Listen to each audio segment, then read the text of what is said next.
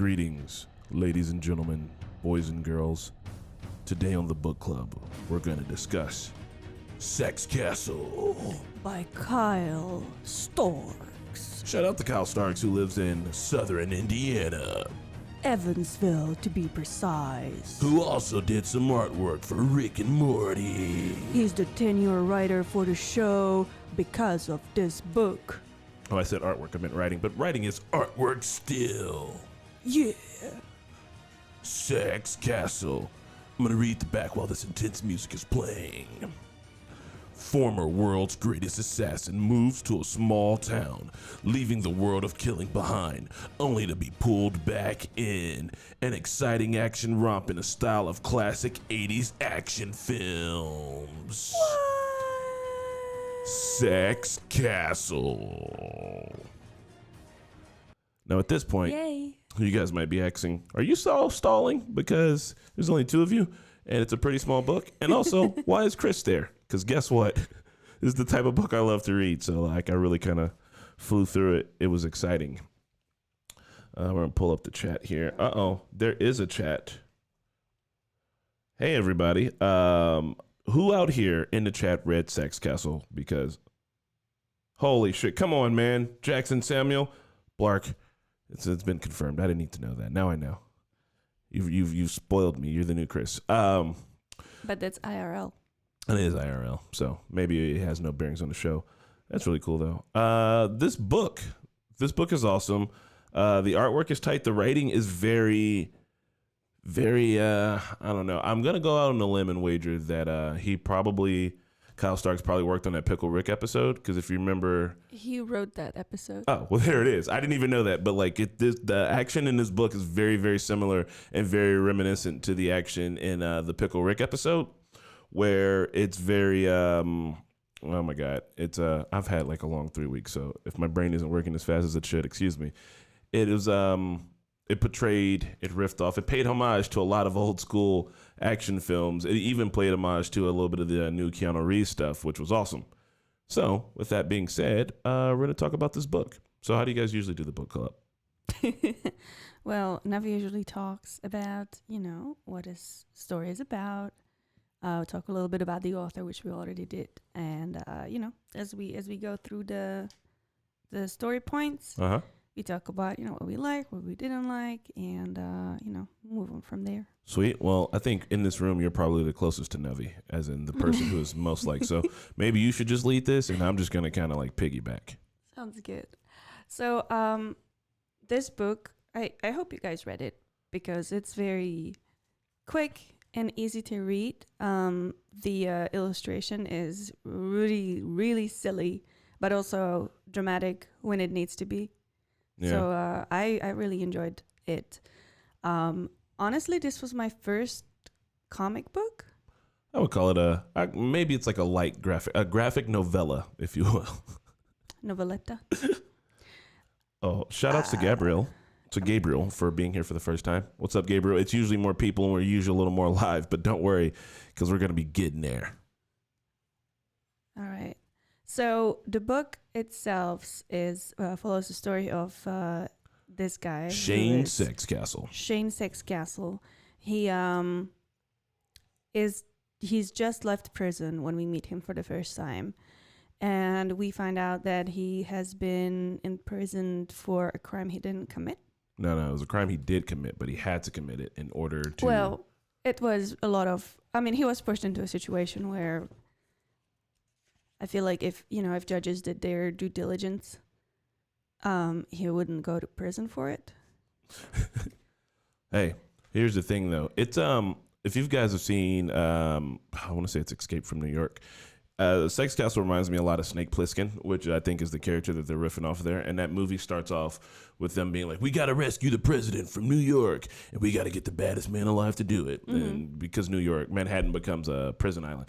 So I think they're kind of riffing off of that. And towards the end of the book, we're going to discuss why he had to do what he did and all the circumstances under that. Mm-hmm. So Alvin Mundares points to the very first page where a baby's born and the doctor's like, something's wrong with this baby.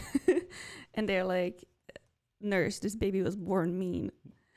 Mean AF. What does your note say? And my note says, "Who's the mean baby?" Because I'm not really sure if Sexcastle, as we learn about who he actually is and what he tries to do with his life.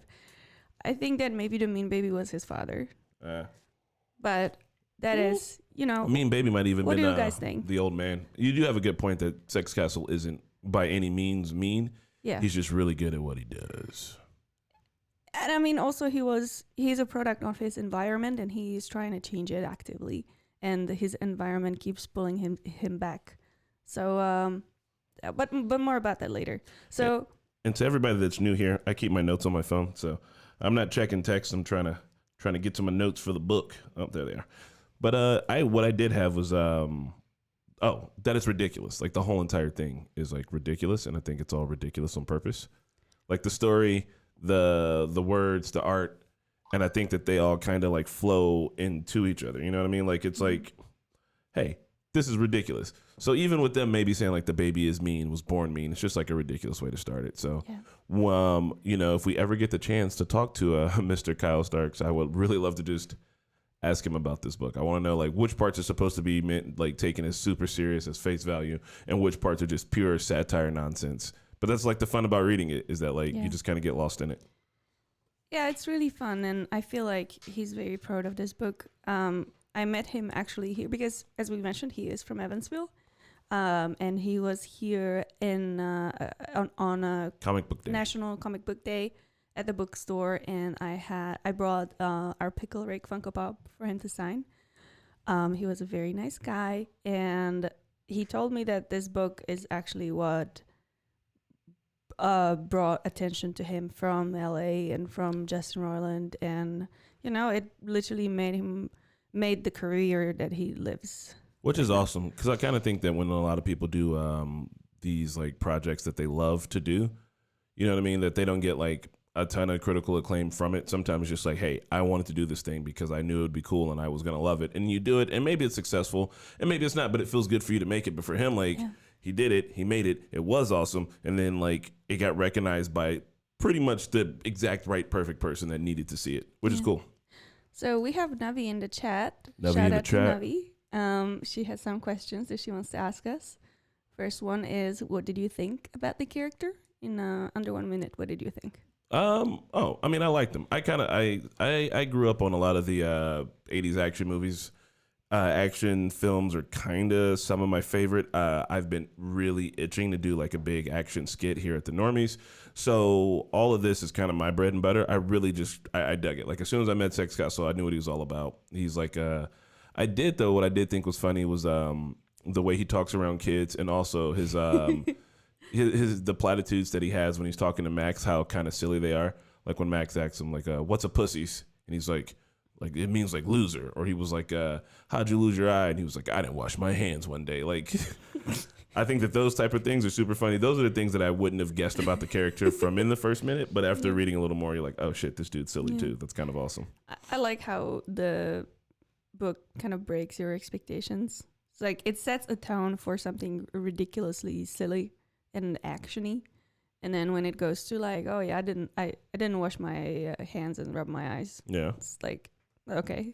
That's like something silly you tell a kid. Or even when with his sexual encounter with Cho, he hits the dude in the face with the panties later, and he's like, oh, what's that smell? He's like, it's the sin of a woman's pleasure. Like, that's so funny. What kind of fucking shit is that, man? I don't know. All that's silly. Do you think the character like him can ever leave assassination life behind? No, that is what I had written, and I kind of think that all right, so I'm gonna drop a little bit of lore here on Marquetta. There is an anime called Afro Samurai starring Samuel L. Jackson, and the way that Afro Samurai works in this anime Afro Samurai world is once you get a headband, it tells you which position of like best world samurai that you are, right? Mm-hmm. So let's say you have a 20 and I have 10. If you beat me, then cool, you get to take my 10, and now you've raised up, right? But the only person that can fight number 1 is number 2. And so that means that everybody's always trying to kill number 2, and number 2 is always trying to kill number 1. And it's like they've kind of positioned themselves that if you're the baddest man in the land, that everybody is trying to take you out to prove that they are badder than you are. So it's like John Wick. Kind of like John Wick, but whereas John Wick's people want to take out John Wick because if you can take out the baddest, then that means that you're badder than him, thus by placing you at the new baddest. It's all like a status thing. And I think that with Mr. Sexcastle, that for him it is a status thing. Like he's trying to get out of that life, but I think that when you're the best at something, life kind of like those people that want to be better than you are drawn to you. You know what I mean? Even fucking Serena Williams, like she's the best tennis player. People want to beat Serena. All the way up until the day she stops playing tennis. But that's the thing with being a super murderer, you never have to stop. What do you think? Yeah. You think you can leave the assassination lifestyle? So in his case, I do think that it was possible. I just think it was unfortunate that the main villain, as we later find out, Matrix, was plotting all along to, get him back and kill him. I think that if that part never happened, I think that he would be happy because right now, after everything has happened, towards the end of the book, you can read the end page that describes what happened after the book was done. And it says that, Sexcastle, Joe, and Max are a little happy family, which is really cool. It doesn't say happy family. It just says that they're happy. They're happy. But, I Who mean, knows if it they're all alludes that they're together. Yeah, Joe did want to get some of that sweet, sweet Sexcastle action. What I want to go against that point is right here when the president says he's going to be the death of everyone in whatever town he ends up in. So even the president knows that wherever he goes, he's bringing trouble with him because he is trouble, which sucks because that's not who he is. He's just good at a thing. You know what I mean? And it turns out that thing means that trouble. It does remind me a lot of Kill Bill, Navi. It does because I think when you're part of an assassinations guild, that your one way out is that you die. Yep.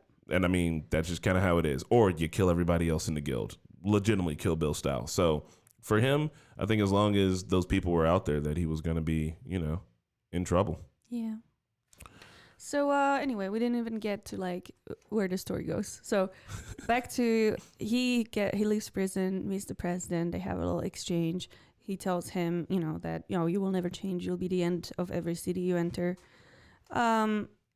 He just kind of flips everybody, shows them a finger. Gives them the bird. And moves to a small town where there is a little flower shop, and he decides that he wants to work there because he continues to have these dreams where he sees the people that he's killed and a flower blooms from their from their heads. And so he has this like inner calling that he wants to work with flowers and tend to gardens. So you know what that reminds me of is in Mad Max, one of the ladies is like one of the assassin grandmas. She's like, yeah, bullets are like anti-seeds. When you plant a seed, something grows and lives, but when you plant a bullet, something dies. So just reminding me of that is all. Just like, oh yeah, and he planted bullets because he buried the. he buried the gun chucks. The gun chucks, and there were bullets in them. So I mean, technically, there is a lot of there's a lot of symbolism that you don't see until you actually get to think about it, because the book itself is super silly. So you don't think about it until you've read it all. Well, like I didn't think about him working at a flower shop because of the dreams he was having until you just said it. I just thought that it was just like one of the first spots that he stopped in. That's also another trope too from old and Lateralu. Laterallusion. Young Clem out here. That that reminds me of, that's an action trope, is that like I'm not looking for trouble, but trouble always finds me. Because like you don't want to be, I think it's hard to have a protagonist who's out here looking for a fight. Mm-hmm. But what's cool is having a protagonist who doesn't back down from a fight when the fight's brought to him. So that's another trope, but still a part of the whole thing. So what happens next in the story? Let me say. So then while he's at the flower shop, a big ol' asshole rolls in. Is that Malone?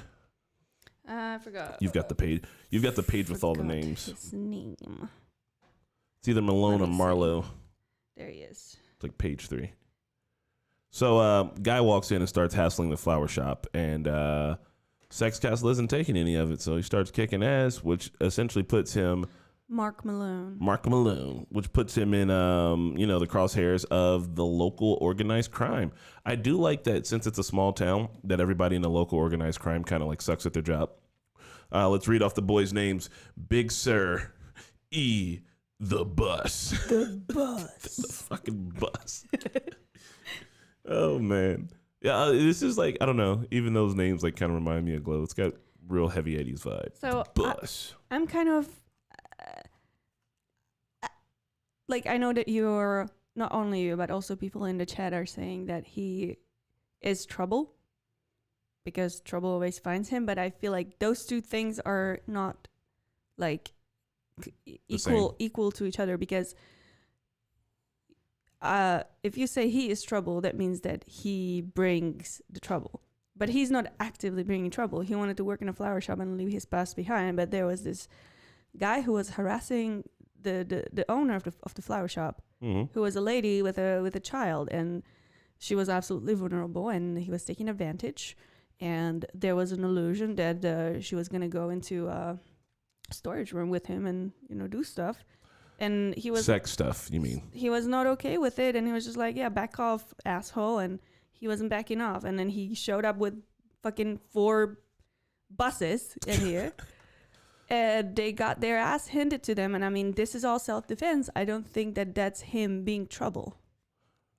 Thank you, Laura. Sorry about that mishap. And yeah, you are right, Marquetta. That does mean that. But let me ask you this.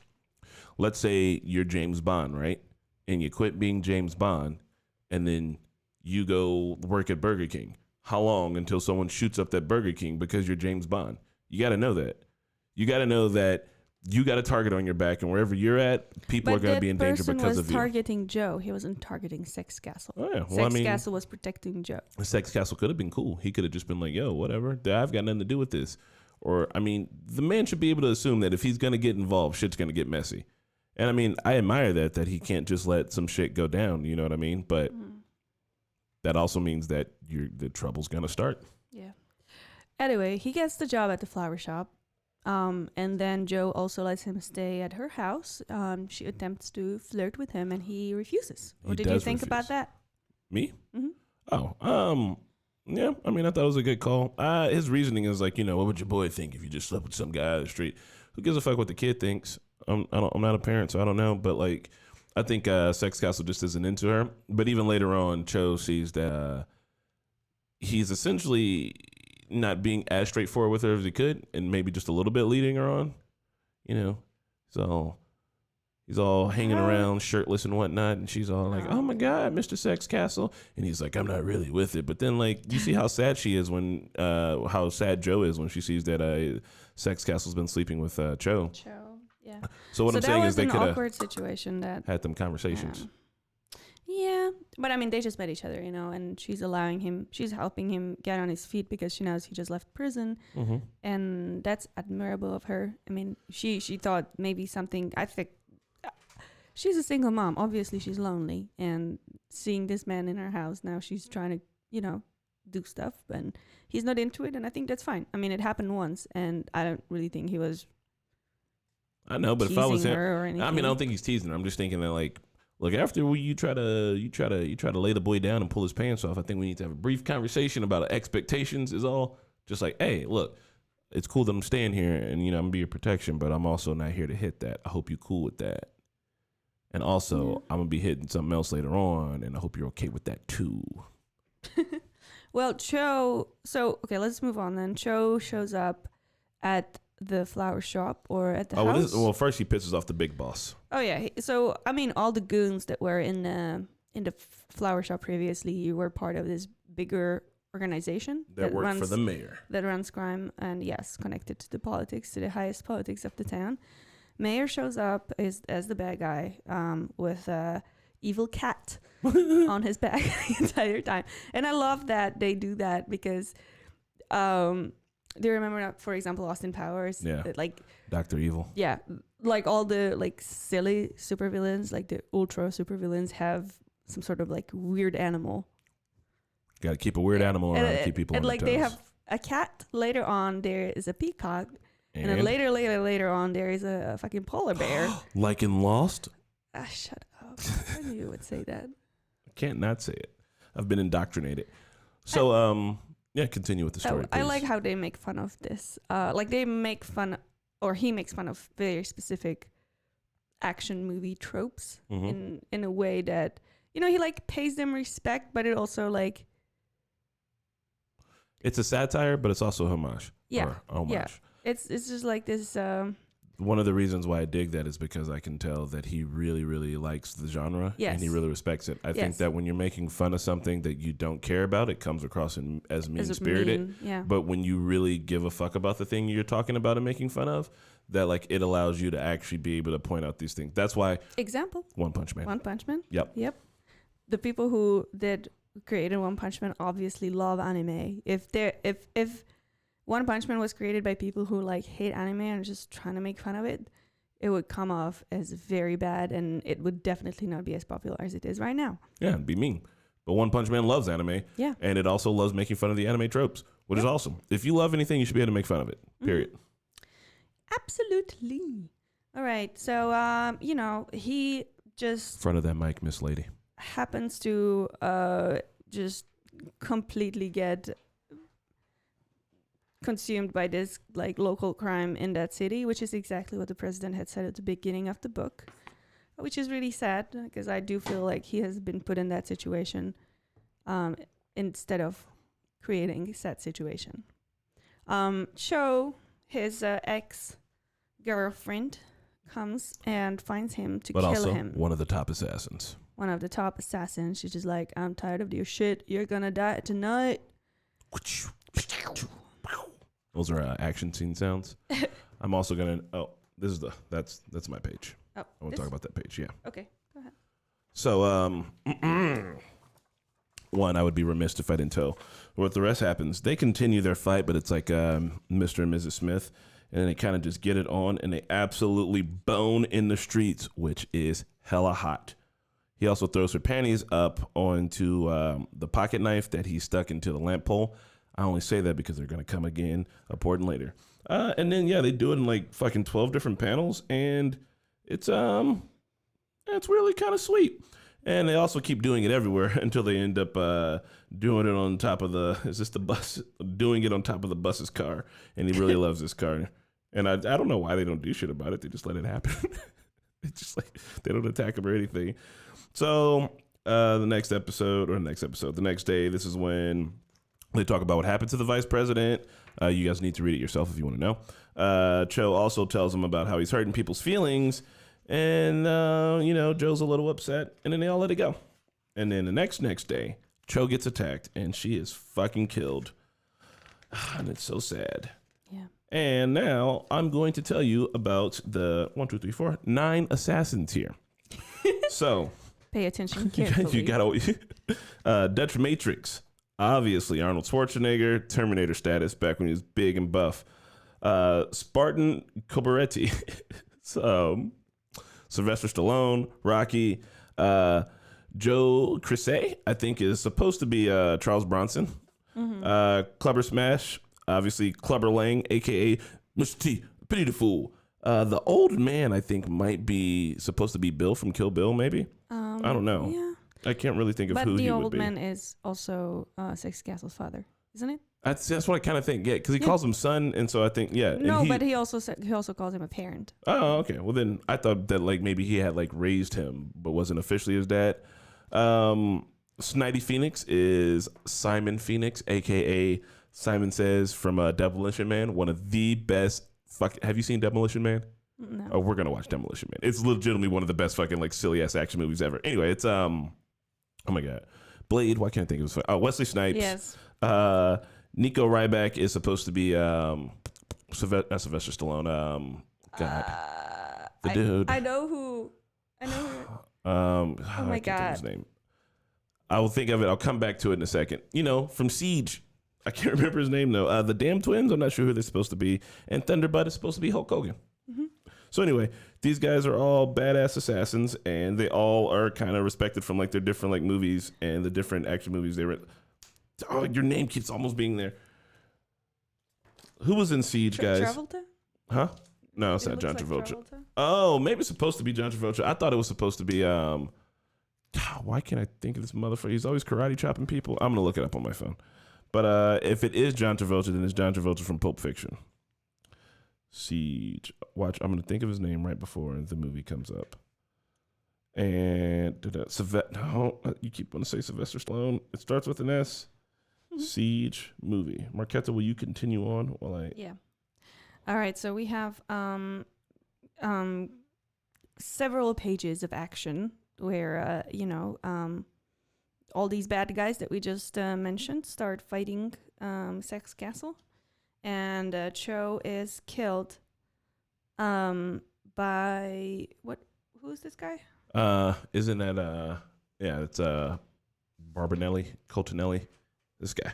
Oh, Spartan Corbelli. Corbelli. All right, so he kills Cho. It is really sad. This is the panel. Followed by an action sequence where he dies and bites a bullet.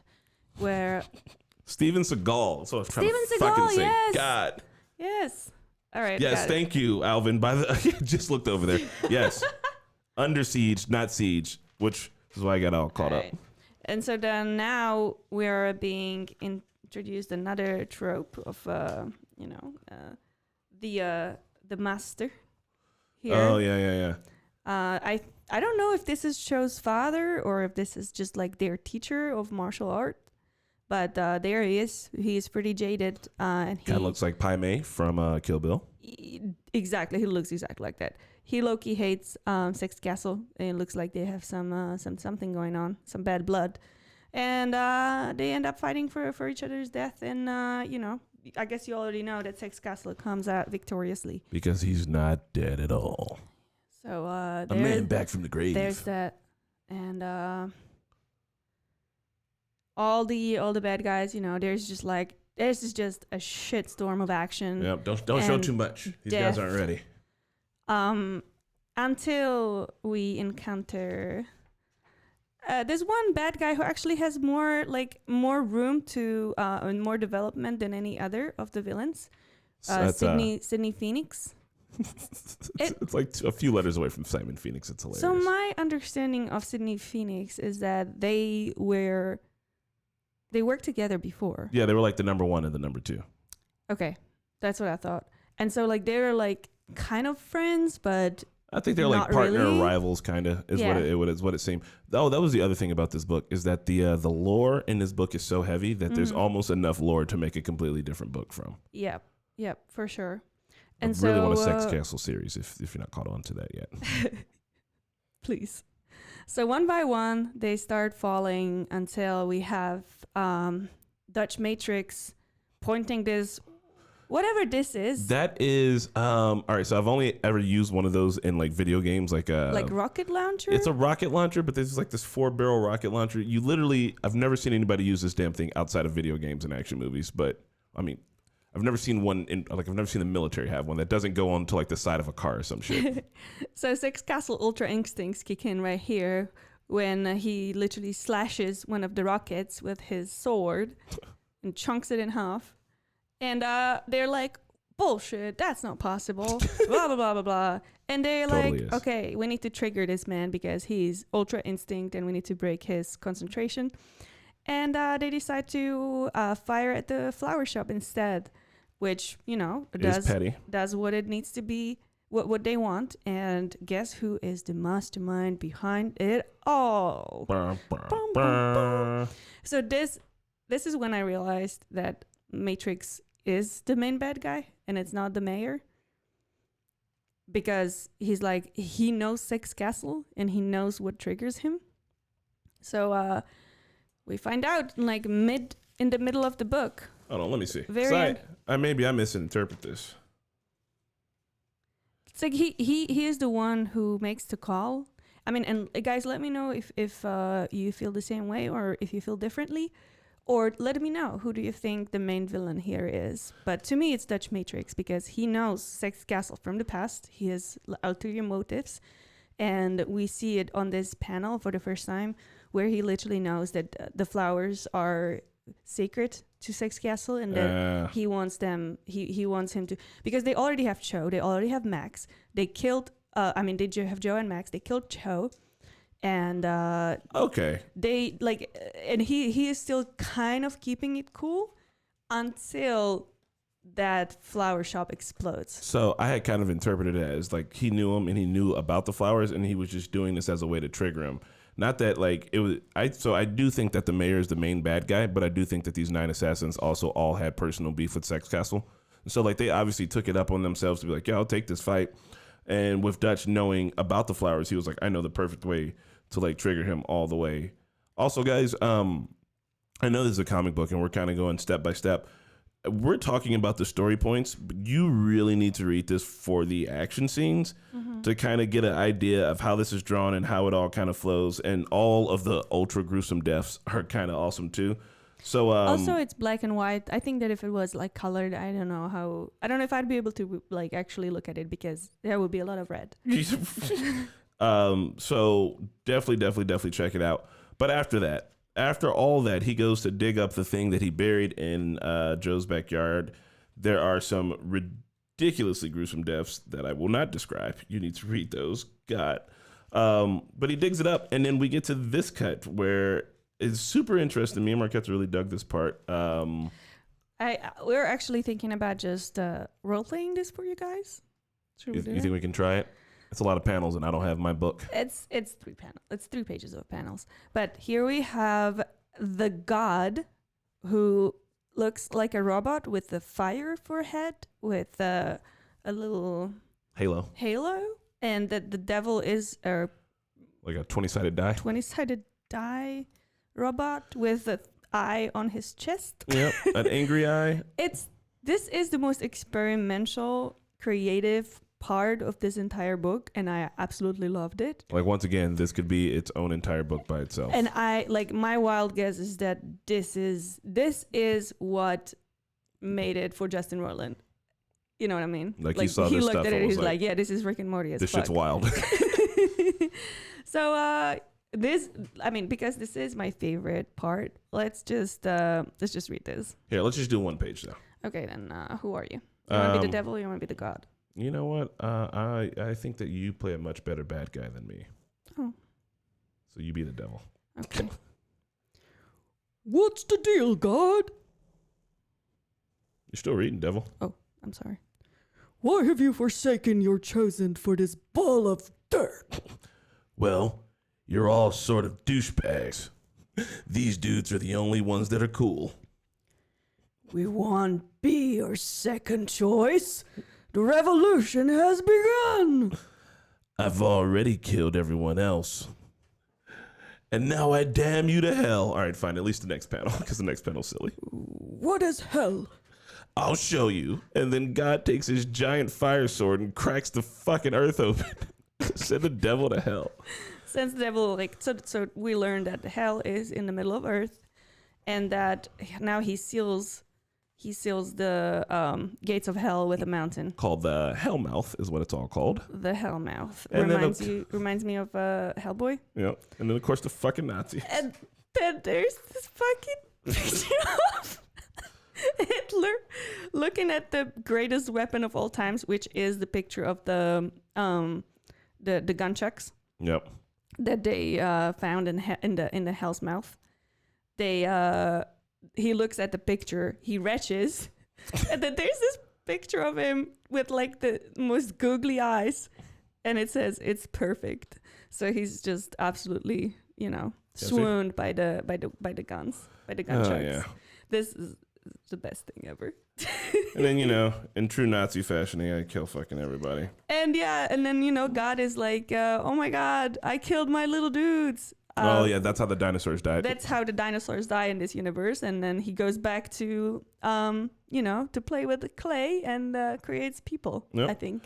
So there's, and that part kind of leads to this really interesting part where old man is essentially trying to convince Sexcastle that he's like, meet your destiny, Shane. Together we can kill Matrix. And then he says, we will rebuild the Union together. We'll rule the world. And he holds his hand up, and it's the world on fire with a crown above it. And it's very reminiscent to the kind of depictions of like God and the devil. And like for a second, you're like, holy shit, is old man the fucking devil? Like, what does that even mean? But it's gone in the panel. And now you just sit to think and like kind of simmer on that. And crazy action scene begins. There's zombies. God, you got to watch this. we gotta watch this. You gotta read this. It gets good, but it all kind of ends with a big showdown with the cat, the regular 3 goons from Marlowe's crew, the peacock's there. There's a polar bear, and So there is a bit of a flash forward, but we don't know really how. But Sexcastle gets abducted and ends up like enchained yeah, in some sort of a basement, in front of a polar bear. yeah. All that happens, and somehow Sexcastle gets this out of this entire situation. I think that the gunchucks are giving him some sort of powers. Oh no!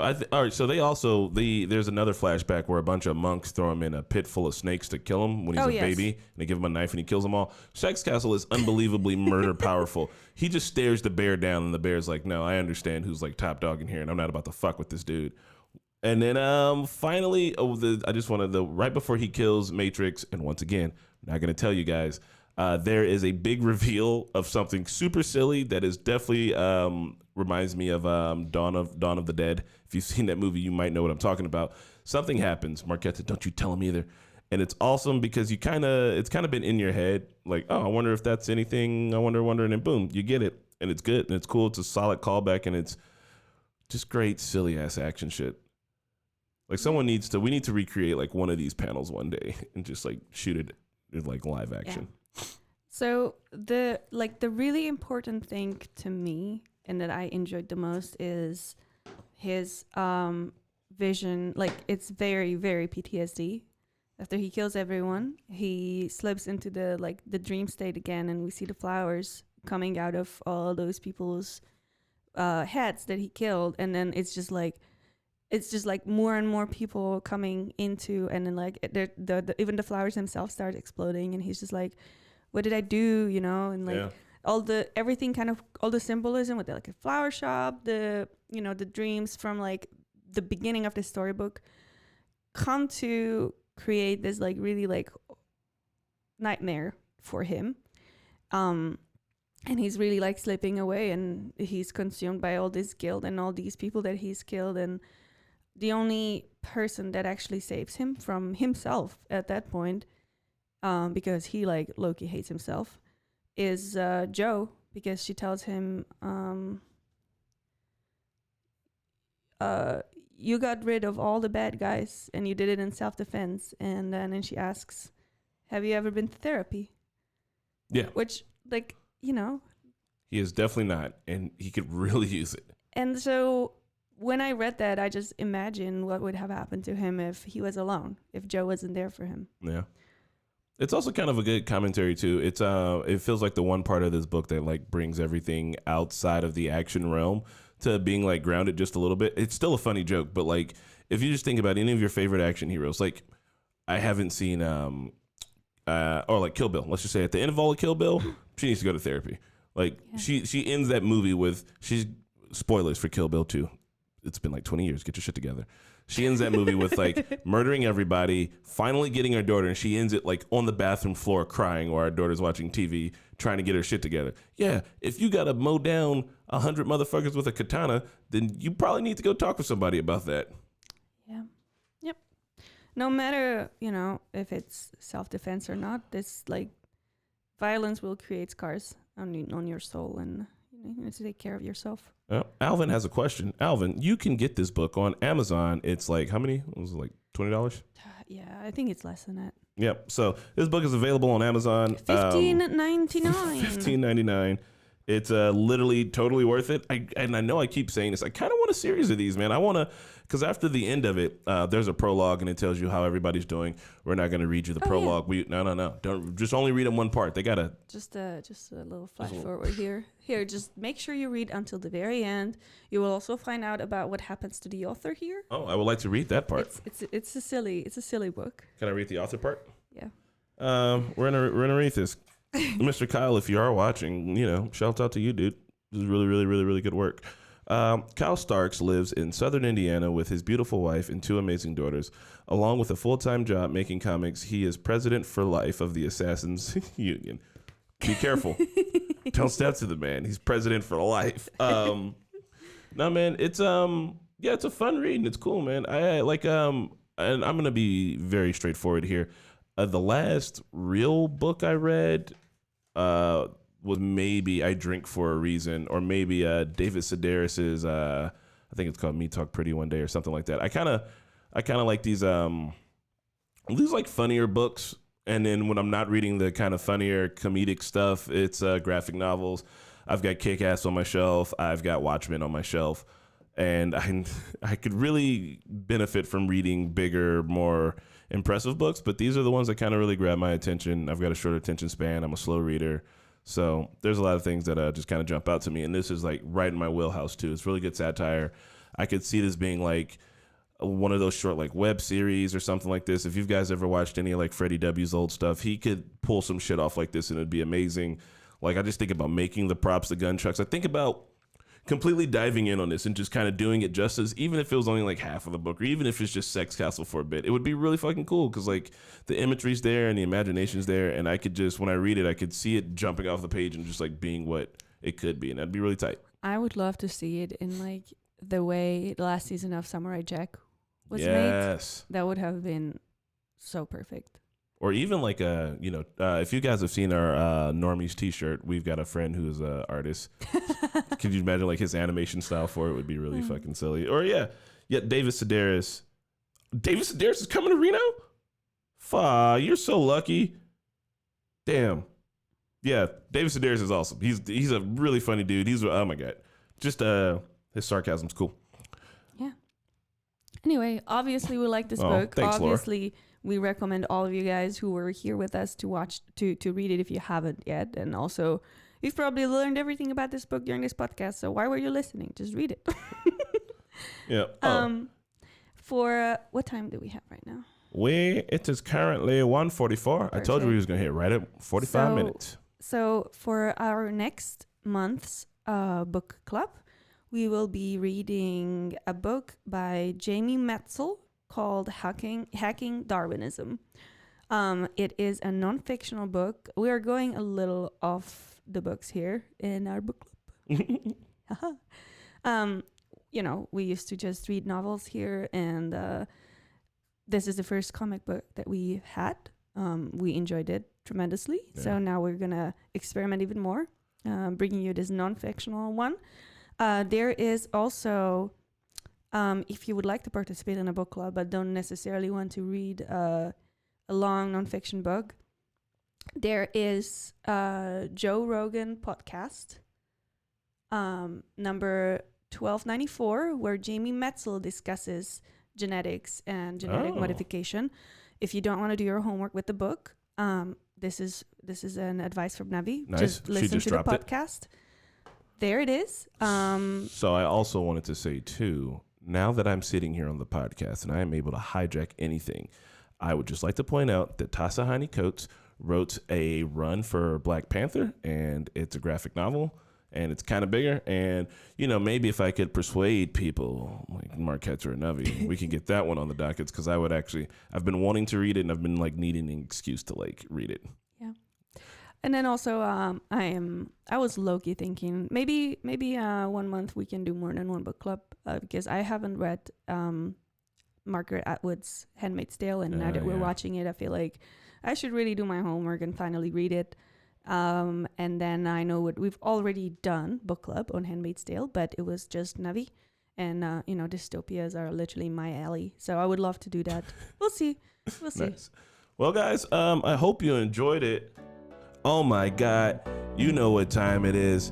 It's the end of the book club. I'm just kidding. That song is strictly podcast, and it is copywritten by the podcast. Oh my God. Navi says sure with the eye rolling emoji. Guys, I hope you enjoyed this. This was fun. I know I'm not your regular guy for this, but I thought it was really cool. Watchmen, though. Oh, I would really actually love to reread Watchmen. I've got it on my shelf. I read it before the movie came out, and Watchmen is it's got a lot of interesting things, especially with how the superhero genre has really been proliferated in our world today. And I think that we could discuss a lot of interesting things from that too. Right. Oh yeah. Well, with that being said, guys, this is the end of the book club. Thanks for hanging out. It really feels weird not going out on some music here. Maybe I should write book club music for you guys next time. Maybe. I'll write you some really silly book club music. Also, Clem, we see your suggestions, and everybody else, we see your suggestions. Oh, that's not Clem. That's Laura. Oh, Laura, I'm sorry. Her name is close to Clem's Letter Illusion. Oh, okay. We see your suggestions, guys. You know, feel free to send us messages on Instagram or Facebook or YouTube. Leave a comment. We definitely take those into account, and we might just end up reading the book you recommend. So keep doing that. Heck yeah. Thanks, guys. Thanks for hanging out. We'll see you next time. Bye.